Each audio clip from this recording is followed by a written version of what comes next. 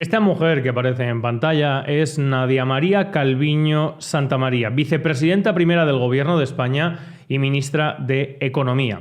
Quiero que escuchéis atentamente las declaraciones que hizo el 3 de octubre, hace apenas 15 días, antes de seguir adelante con este vídeo.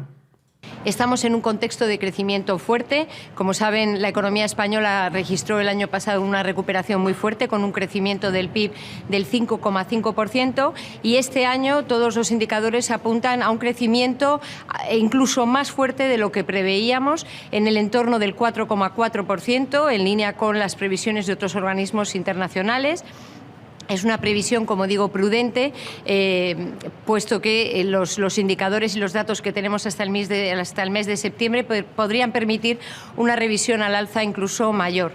En este mismo sentido, la preparación de los presupuestos generales del Estado para el año próximo se están basando en un escenario macroeconómico también prudente que prevé un crecimiento para 2023 del 2,1% de la economía española, una tasa de crecimiento que estaría por encima de los países más importantes de nuestro entorno y la media de la Unión Europea y de la zona euro. Es decir, según la vicepresidenta primera del Gobierno y ministra de Economía del Gobierno de España, España no solamente está creciendo ahora al 4,4%, sino que antes de final de año puede incluso crecer más y que el año próximo vamos a crecer al 2,5%, puede que incluso más. Hace 15 días de estas declaraciones. Pues bien, ayer Jerome Powell, presidente de la Reserva Federal de Estados Unidos, que lleva un año de declaraciones y de medidas bastante alarmantes para intentar tapar la crisis económica acuciante generada por la inflación y el chorreo de impresión de dinero, declaró literalmente que algunas regiones de Estados Unidos, algunos estados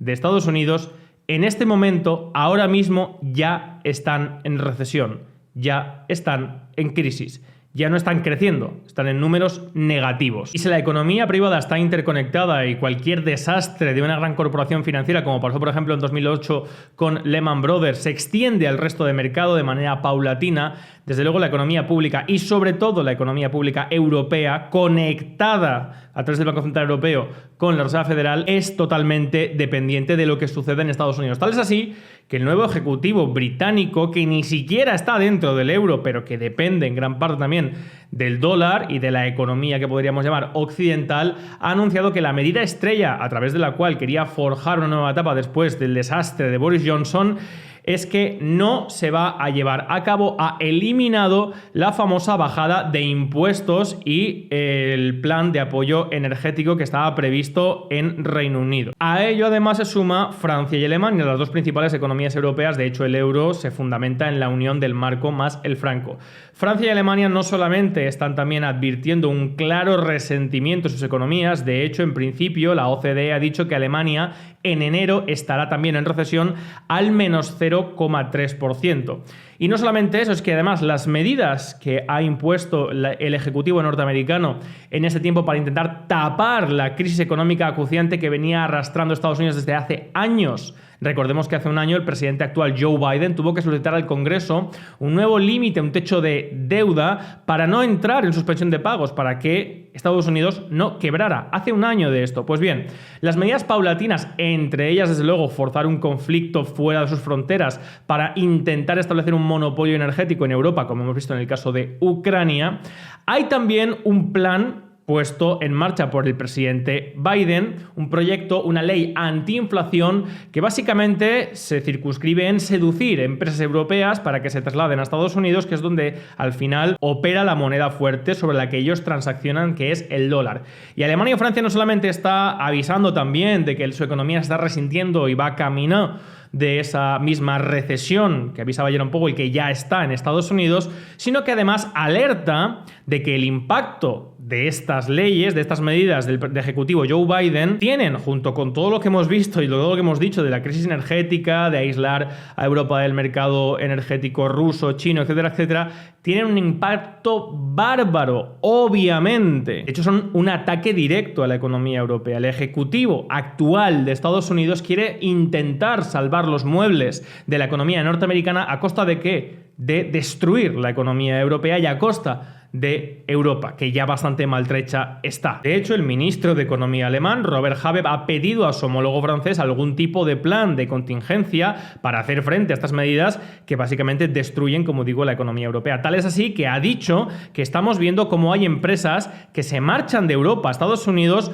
por los enormes subsidios que se están pagando ahí por parte del Ejecutivo para que esto suceda. Y pide a Francia, Alemania pide a Francia, una respuesta coordinada y fuerte de Europa a los subsidios estadounidenses que amenazan la competitividad de los 27. Recordemos ahora las declaraciones de Nadia Calviño, repito, vicepresidenta primera del Gobierno y ministra de Economía de España. En un contexto de hace ya varios años, creciendo paulatinamente hasta el punto actual en que la economía norteamericana está en coma por la inflación y por la guerra contra China en el valor de la principal divisa comercial, que es el dólar, junto con quien opera materialmente en la mayoría del mercado de las exportaciones e importaciones, que es China. Pues como digo, en un sector público y una economía norteamericana ya en recesión, un país de Europa, Reino Unido, con una moneda propia, con grandes reservas de libras, que también está acuciando una deceleración, si no recesión, ya también de su economía. Y Alemania y Francia en la misma tesitura, pero además viéndose directamente atacada como una sanguijuela por Estados Unidos. Pues bien, en este contexto en el que se inicia una grandísima crisis de la economía pública de los estados que podemos llevar de Occidente, se supone que España va a terminar el año creciendo al 4,4% y puede que el año que viene crezca al 2,5%, puede que incluso más. Solamente se me ocurren dos alternativas para esto. O bien en la Comisión Europea, donde estaba Nadia Calviño, la escalada de consumo de productos ecológicos ha llevado a la introducción o a la infusión de peyote en las reuniones, o bien está mintiendo, o bien es una inepta absoluta para ocupar el cargo que ostenta. Porque si hace 10 meses, ante los anuncios de las medidas que iba a tomar la Reserva Federal de Estados Unidos, anunciadas por también Jerome Powell y Christine Lagarde en el Banco Central Europeo, en este canal supimos decir exactamente a partir de marzo que en el plazo de un año iba a iniciarse un proceso de recesión que iba a llevar tarde o temprano, en el año 2023 casi seguramente, a un proceso de suspensión de pagos de España. Repito, hace 10 meses, ¿cómo es posible que hace 15 días la señora Nadia Calviño, incluso a día de hoy, estén diciendo que España va a crecer mientras el resto, nuestra economía periférica de la cual dependemos directamente, entre ellos el Banco Central Europeo, recordemos que España o cada trimestre recibe 18.000 millones de deuda extra, no de la que ya estaba presupuestada, extra, o entra suspensión de pagos? Única alternativa, o un erizo de mar sería más responsable y eficiente en la gestión política de nuestro país, o, como han hecho el resto de presidentes, desde Felipe González hasta el presente, también Suárez, pero Felipe González con la reconversión industrial, desmantelamiento de nuestra economía, etcétera, etcétera, y todo eso, junto con un engrosamiento del Estado, ir tirando de deuda, esto solamente se podía justificar durante todo este lapso de tiempo, ¿con qué? Con datos falsos y con mentiras. Y a día de hoy, si hay alguien que pueda creer en el planeta Tierra o en algún otro planeta que la economía española puede crecer mientras aquellas de las cuales depende, que son Francia, Alemania, el Banco Central Europeo, la FID, Estados Unidos, se hunden, o bien es un sectario que se cree cualquier cosa que le dicen, como gran parte de la población en España, o bien padece algún tipo de trastorno neurológico severo. Tal es así que ayer, coincidiendo con las declaraciones de Jerome Powell, la AIREF y su presidenta, Cristina Herrero, hacían una declaración y un informe público en el que básicamente decían que los presupuestos generales del Estado para el año 2023 son ciencia ficción. Repito, ayer la Autoridad Independiente de Responsabilidad Fiscal, que de independiente tiene lo mismo que yo, de fundamentalista islámico, presentó un informe en el que básicamente lo que decía es que las previsiones de crecimiento que se establecen en los presupuestos generales del Estado para el año 2023 no tienen ni siquiera en cuenta la realidad de los ingresos que ha habido en el año 2022 y que por lo tanto la previsión se hace sobre ilusiones, magia y un mago. Pero es que esto tampoco es nuevo.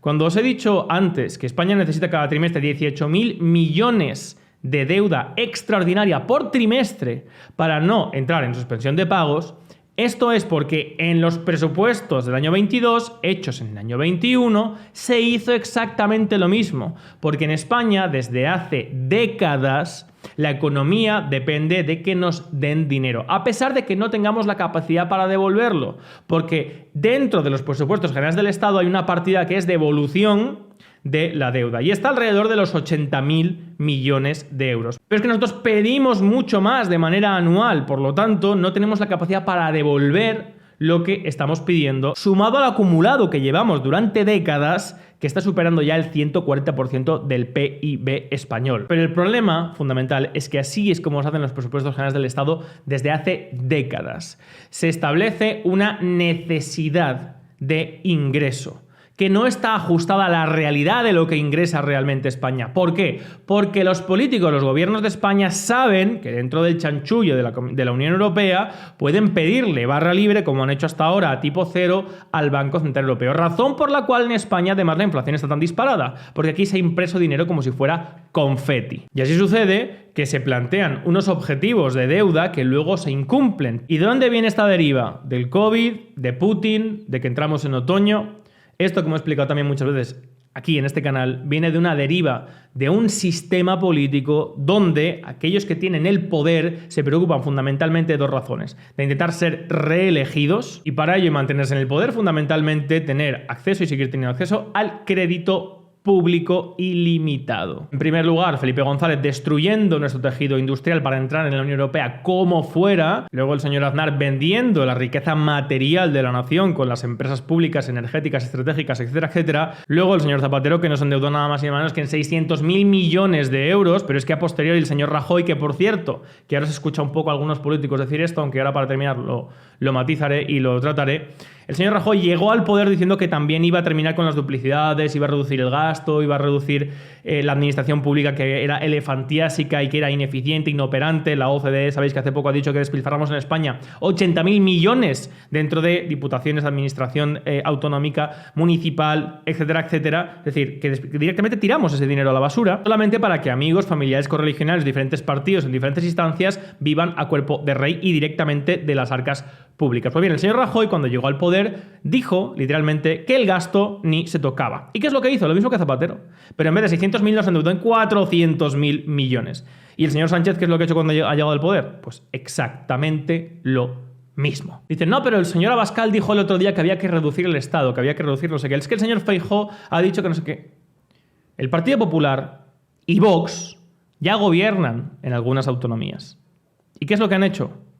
Aumentar los presupuestos del Estado. En Castilla y León han aumentado cargos, pero no puede ser de otra manera dentro de un Estado de partidos, porque la consolidación del oligarca que manda dentro de un partido, el jefe, el cabecilla, es forzosamente satisfacer a todos aquellos subordinados que tienen que estar agradecidos a ese líder y que le mantienen como líder.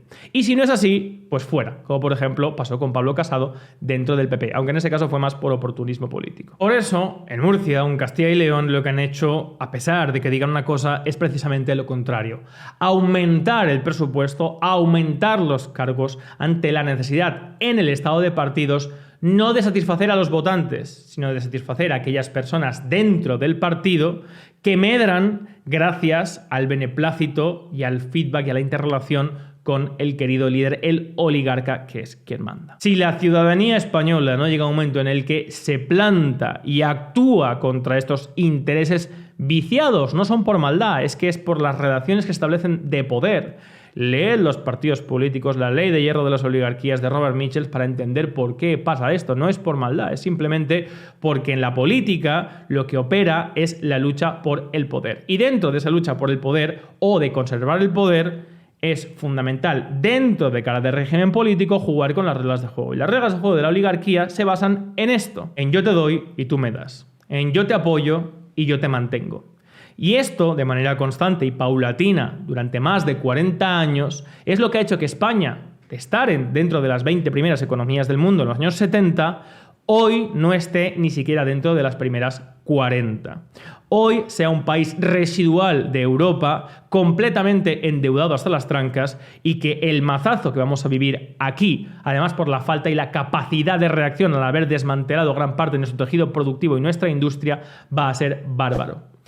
¿Se puede soslayar esto? Bueno, ahora mismo es difícil, prácticamente imposible soslayar lo complicado que va a venir. Pero sí podemos prevenir que sea peor y, desde luego, prevenirlo a futuro. Y esto solamente pasa porque la ciudadanía española salga a la calle y se enfrente contra la clase política de este estado de partidos. ni quemando, ni haciendo algaradas, ni haciendo ningún tipo de vandalismo. Simplemente exigiendo un cambio en el modelo de Estado y la forma de gobierno que instituya que el Estado atienda a dos factores: eficacia y eficiencia.